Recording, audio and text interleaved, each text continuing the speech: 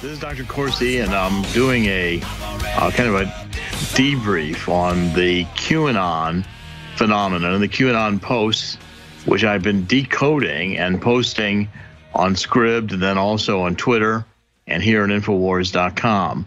Now, I want this to be an update. This is Saturday, from Saturday the 27th, yesterday, and Sunday today. We have not had any QAnon posts today, but I want to introduce it by saying, first of all, that in my intelligence background, I think that the QAnon phenomenon is real. I judge the QAnon is really a military intelligence source that is very close to the president. I'm finding that because the posts tend to merit consideration. They prove out things that QAnon says are going to happen. Connections that QAnon says are going to be obvious once you examine them. When you do the research, those connections are there.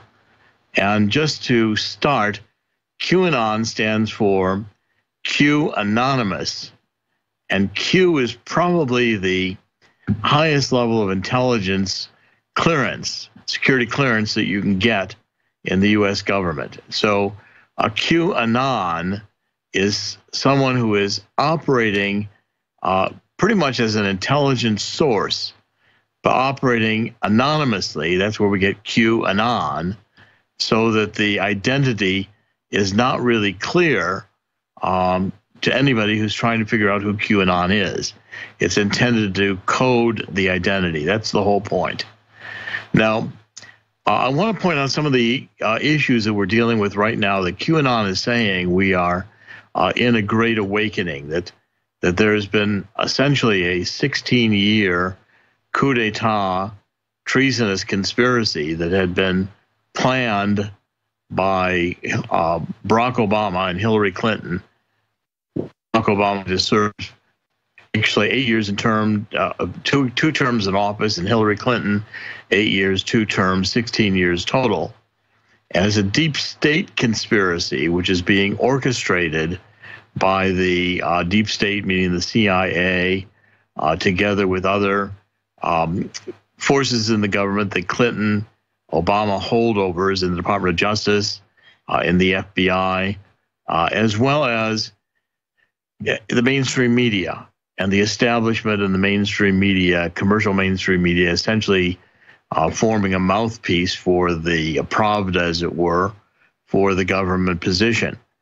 Now, as we forward this and take a look at how QAnon communicates, I'm going to try to decode a few of these posts so you can get a good idea of the way these communications come across. By the way, QAnon was saying that the Hannity losing his Twitter account on Saturday was the result of an outside attack, not from within Twitter, but most likely a CIA attack. And then, as you recall, the attack, Hannity's account went down after he posted 3 times in a row this 1649. Well, QAnon said that submission was complete. What 1649 is, that's the year in which Charles I in Great Britain was beheaded in a treasonous plot where Charles I was the treason, guilty of treason, convicted of treason. And so in 1649, those posts that were coming out from Hannity suggested that we're moving into a phase in which it's going to be more clearly said that Barack Obama and Hillary Clinton were involved in treason, trying to cancel a duly elected president from serving on this concocted Russian collusion theme. Was based on false research that was known to be false out of Great Britain from this Fusion GPS dossier that was used to get FISA court approval to conduct electronic surveillance on Donald Trump's campaign and transition, which is a treason. That's going to be increasingly said. And so when Hannity posted this 1649 and his Twitter account was attacked, the deep state does not want the message coming out that we're now about to experience I believe, a Trump counterattack, that this Mueller effort the first effort of the deep state, the Obama-Clinton planners to remove Trump from office, has failed. And now Trump has the forces together and assembled and is ready to go into action, into battle, with a counterattack. And then the posts that we've been getting over the last few days have suggested that Donald Trump, with this executive order that he signed on the 21st of December, which gives the Treasury the right to confiscate the assets of those engaged in serious human rights violations and those who are basically engaged in corruption, and did, by the way, declare a state of national emergency on that, has positioned President Trump to use exceptional powers, including martial law, and to bring various of these treasonous offenders before a military tribunal, if in fact that's decided to be the best recourse to bring them to justice. Now, one of the posts that we got today, and here's how the QAnon posts go. They're being posted on the deep internet, very much on the 8chans, which are a bulletin board. They're hard to navigate. It takes some time to navigate them. They're kind of rough in terms of the dialogue on them is pretty robust. People don't have everybody's anonymous, and so they call out people and throw you off the board if you're not following the right protocol. But I want to read this one and decode it for you, because this is how you've got to basically understand the Q posts. And he's doing this in order to open our minds and to get everybody to think, the anonymous out there working on this, to see the connections. So this is a post which was on Saturday. It occurred at really 2 in the morning. Q, I believe, went to Davos with President Trump, and he's coming back saying this basically: do you expect HRC, GS, Hussein, etc., to stand in a public courtroom with potential crooked judges and tainted liberal juries? Now do you expect Hillary Clinton, George Soros, Hussein is always Barack Hussein Obama, and Q is asking, we're not going to put them up to public trial because you've got liberal judges, liberal juries. They'd make a show trial out of this and maybe get acquitted. So got to take seriously the fact that this executive order established the powers of martial law to go after corruption and human trafficking. Then Q next in this post says, how do you defuse a bomb? Knowledge of which wires, strings to cut. Now, Q is also saying here that just having trials against Hillary and Obama and George Soros are not enough. That there's a much more demanding justice that we get here, which goes after the globalists, the deep state, the central bankers, the New World Order that have made Hillary and Obama pawns, they're puppets in this game of moving to globalization. And what QAnon is saying is he not only wants to block this coup d'etat, but he also wants to make sure that in the process, he ends the globalist power to create a new world order. We'll pick it up from there, but that's the first introduction I want to give you into how. I want to return now to look at these QAnon posts, and I'm going to pick out a couple of them that I think are really quite critical to understand where QAnon is going. This is a post that was done on January 22nd, and again, QAnon appears to be a military intelligence source that is working very closely with President Trump to expose the Hillary Clinton, Barack Obama coup d'etat, treasonous effort to really revise the Constitution, change the United States into a socialist or European-style communist party, revise the Constitution and the Second Amendment. I mean, it goes on. But I want to focus on this one because it deals with the memos that we've been getting out from that are now supposedly many of them lost between this Peter Strzok, and Lisa Page in the Department of Justice, the FBI, internal workings. Now, we still have, supposedly these missing emails have been found, but they've not been released yet to Congress. Now, QAnon asks, what would happen if the text originating from an FBI agent to several internals, FBI agents, discuss the assassination possibility of the POTUS or member of his family? Now, if my hypothesis is right, and QAnon repeatedly says, we know all, we see all, I think that the reality of a coup has triggered military intelligence access to much of the NSA intelligence.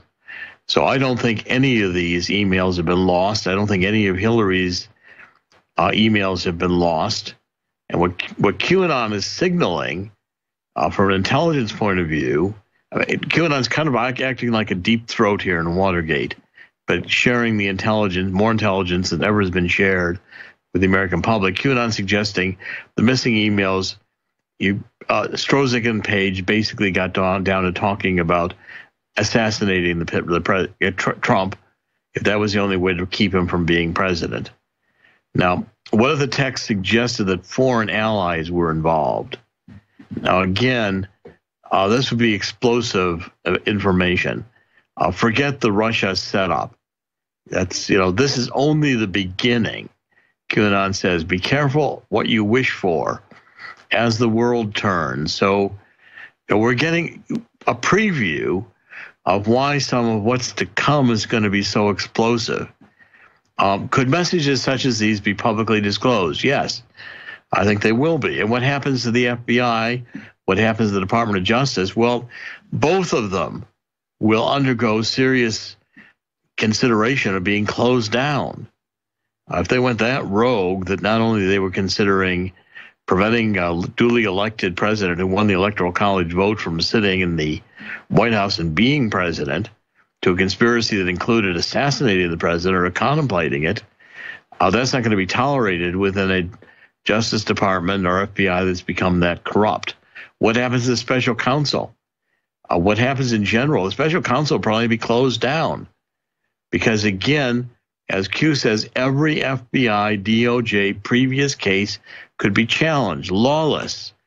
It's a lawless FBI, lawless keeping information, critical information from cases that are being prosecuted by the Department of Justice, which is a clear violation of Supreme Court regulations demanding prosecution of share information that could be detrimental to the defense. Then QAnon says, think logically. And that first part of the post wasn't frightening enough. What he says is, QAnon next to it says, we have not started the drops regarding human trafficking, sacrifices, yet worse. Now, this is pretty frightening, especially as how he couches it. He says, those, parentheses, good and bold, who know cannot sleep. Those good who know cannot find peace. Those good who know cannot rest until the responsible are held accountable. Now, this signals that what we're going to get and what has been kind of prefigured in the Pizzagate. I think the Pizzagate got out of the gate too fast. I think now QAnon is saying we're going to get some serious evidence that is going to make the country extremely disturbed about the behavior of these political elites who thought they were above the Constitution to engage in a coup d'etat to keep Hillary Clinton in office following Barack Obama. QAnon says nobody can possibly imagine the pure evil and corruption out there. Those you trust are most guilty of sin. Who are we taught to trust? Well, if the people we're taught to trust, including the elite, politicians, the people in high positions in corporations, people in the media are guilty of the atrocities of human trafficking, pedophilia, human sacrifices.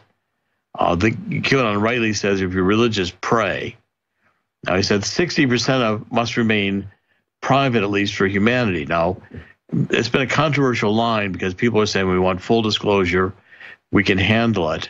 I mean, I'm going to remind you that I've had a lot of training and under security clearances, working in universities where I work with some of the best psychiatrists and psychologists in the world, and many of whom are psychopaths.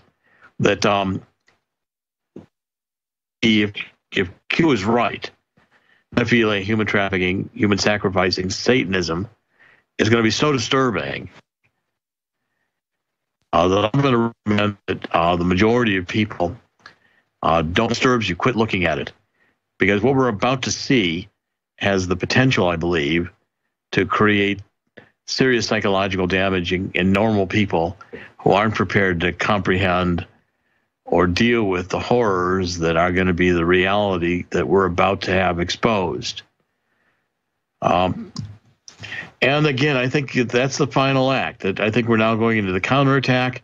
We're going to have a final act, and the final act is going to be the exposure of the Satanism, the pedophilia, the human trafficking, the abuse of children, and it's going to be a mind-altering to comprehend that this really went on in America and worldwide with the global elite.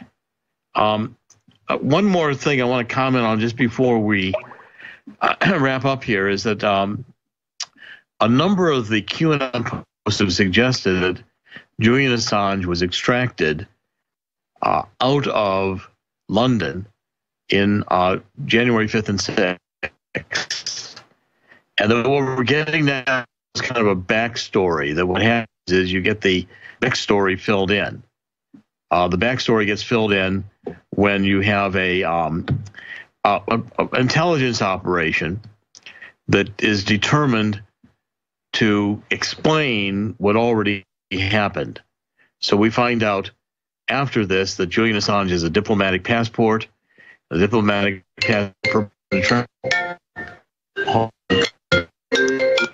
Yes. Hello? Okay, I'll catch you in a minute. What we find here is I was thought that might be something wrong with the broadcast. That's why I picked it up. What we find here is that Julian Assange, I believe, has already been extracted, and that we're learning about the diplomatic passport and everything else is just explaining it. And quite likely, we're going to see Julian Assange return to the United States. He's not committed any crime here, and he's going to be part of the final act, which a lot of the information that he brings with him, which he will finally release, is going to also, I think, reveal the deep, dark secrets that we are now facing with the plot, which was really a plot to destroy the Constitution, to put Hillary Clinton in power for 8 years, to establish the mainstream media. Quite frankly, I think it's amazing that Donald Trump did win. The United States has been given a grace of God opportunity to repent and reform and to get back to our fundamental principles. I don't know of anyone in the country other than Donald Trump who is capable of doing this. I've known him for 40 years. I've got enormous trust and confidence in his abilities. I urge everyone out there to continue following what we're doing in InfoWars and to pray for Donald Trump. Thank you very much. Jerome Corsi for InfoWars.